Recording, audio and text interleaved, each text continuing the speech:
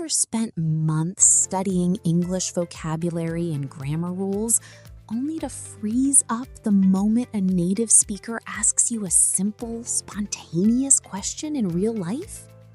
You are not alone. Transitioning from basic classroom English to real-world fluency is the single biggest hurdle for intermediate learners.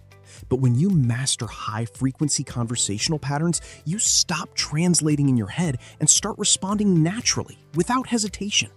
If you stay with us through this conversation, you will unlock practical phrases, real scenarios, and native expressions that you will actually use every single day.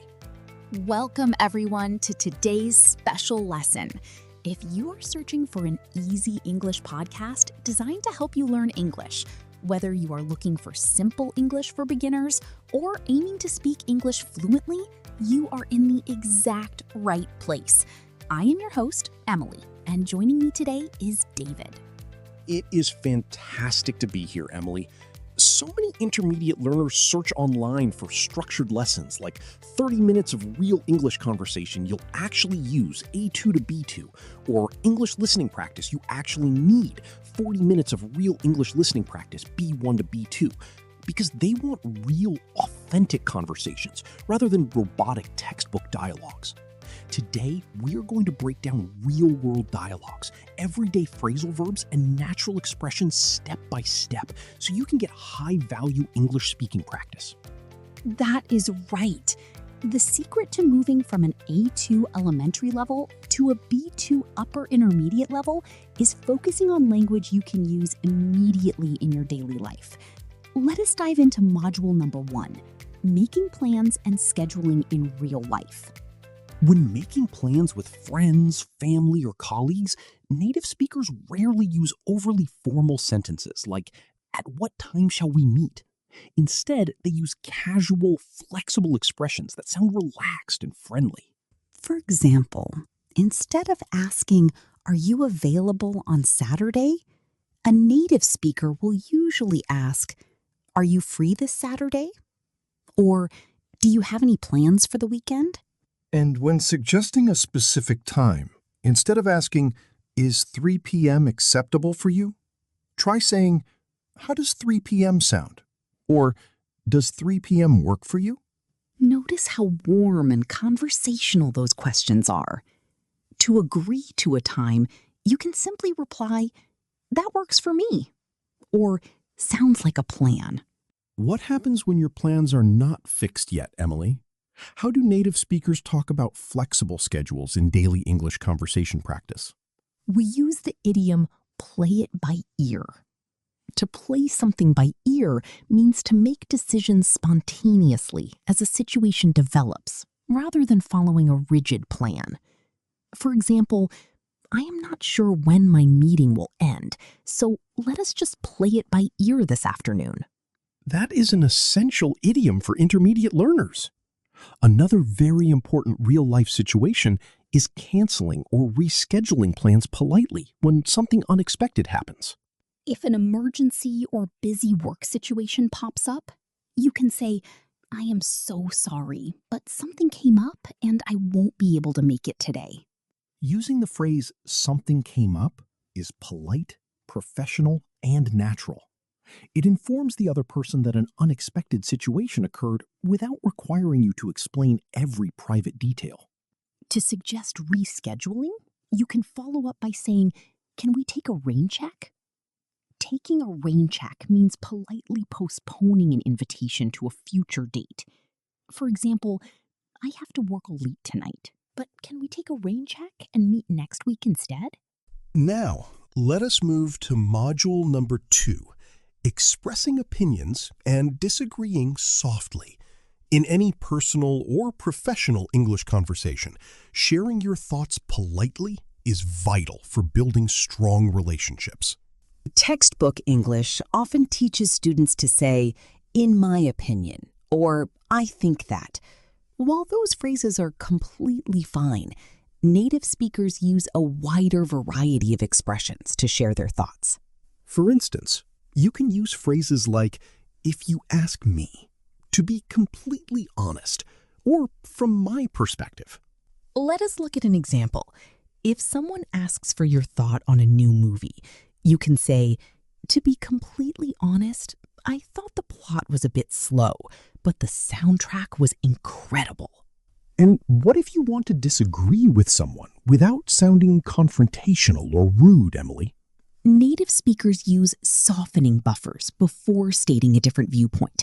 You can say, "I see where you're coming from, but," or "That's a fair point. However," Acknowledging the other person's perspective first shows high social intelligence and keeps the everyday English conversation respectful and engaging. Now let us explore module number 3, handling stress, problems, and overwhelm. Life can get busy, and knowing how to talk about your workload or stress levels in simple, authentic English is extremely helpful. In classroom textbooks, students learn to say, "I have a lot of work today." But native speakers use much more expressive, idiomatic vocabulary. Instead of "I have a lot of work," you can say "I am swamped with work," or "I am snowed under at the office." When you feel mentally overwhelmed by a difficult situation, you can say, "I am trying to figure this out." To figure something out means to analyze a problem and find a practical solution. And if a friend or coworker is stressing out about a problem, you can reassure them by saying, "Don't worry, we'll work it out." Saying "we will work it out" means that everything will eventually turn out fine through effort and cooperation. That leads us directly to module number 4, expressing gratitude and apologizing naturally.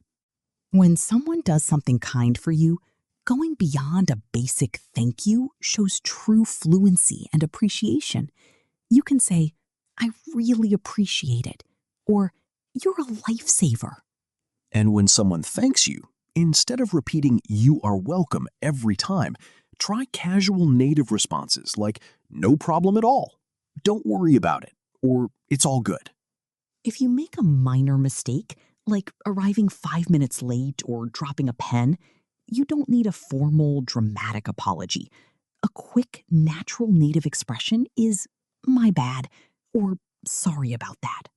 Using "my bad" is a casual, lighthearted way to accept responsibility for small daily slip-ups when chatting with friends or peers.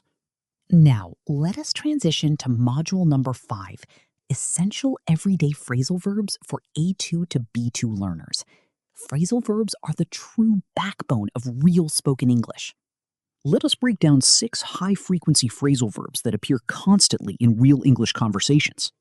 First phrasal verb, run into. To run into someone means to meet a person unexpectedly, by chance. Example, "You won't believe who I ran into at the coffee shop yesterday." Second phrasal verb, catch up. To catch up means to talk to someone you haven't seen recently and share updates about your lives. Example, "Let us grab lunch this weekend so we can catch up." Third phrasal verb, turn out. To turn out means to develop or end in a specific way. Example, "I was worried about the presentation, but it turned out to be a huge success."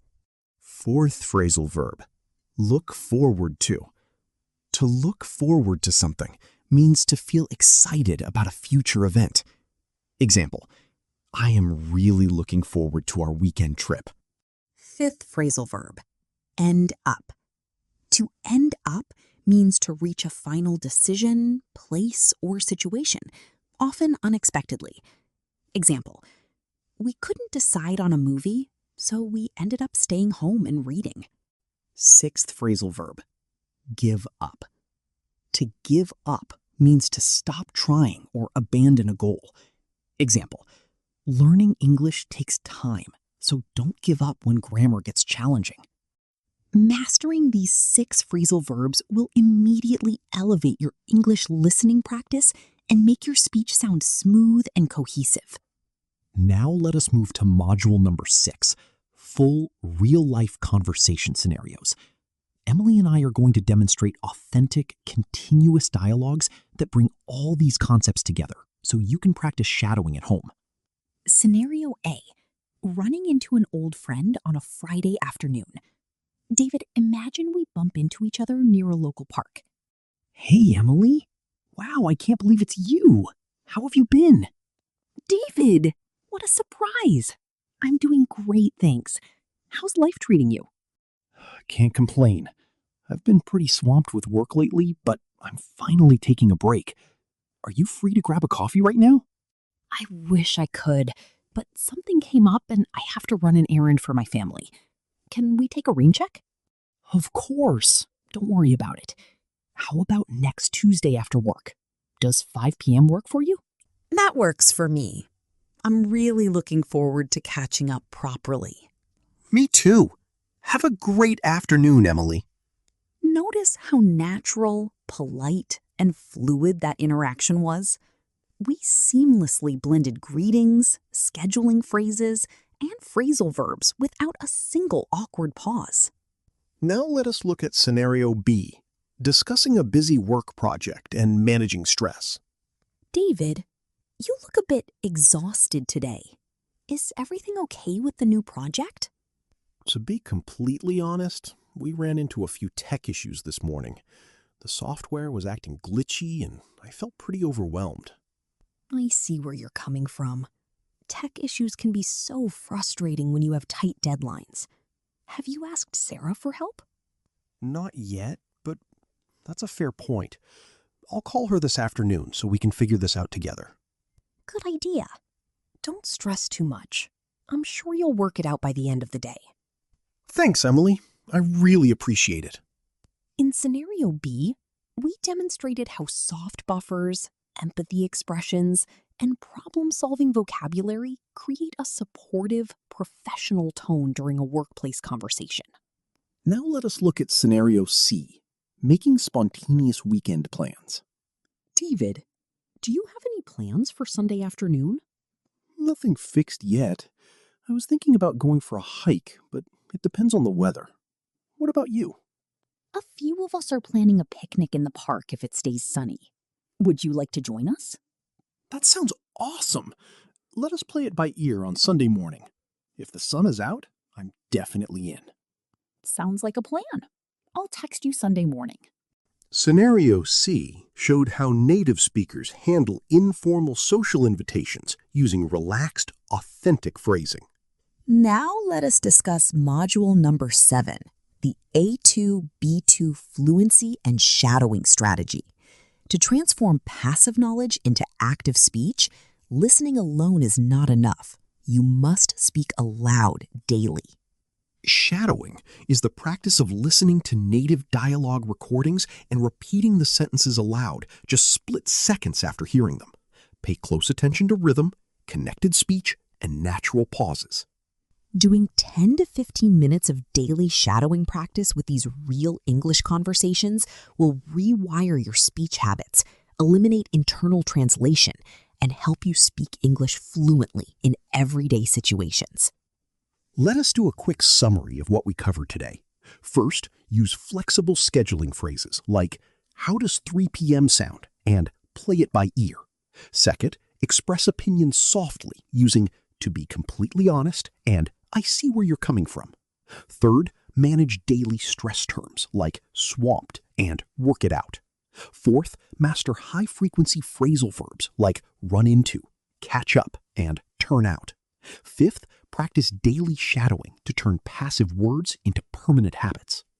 Applying these practical phrases step by step will transform your social confidence, sharpen your English listening comprehension, and help you speak naturally in any real-world situation. If you found today's lesson helpful and enjoyed practicing with us, please take a second to hit the like button, leave a comment with your favorite phrase, and subscribe to our channel. Your support allows us to create more high-quality, practical lessons for language learners around the world. Thank you so much for joining us today. Think of liking, sharing, and subscribing like giving your English skills a daily caffeine boost. It takes zero effort, keeps the progress flowing, and guarantees you never miss a lesson right here on Clarity English Practice.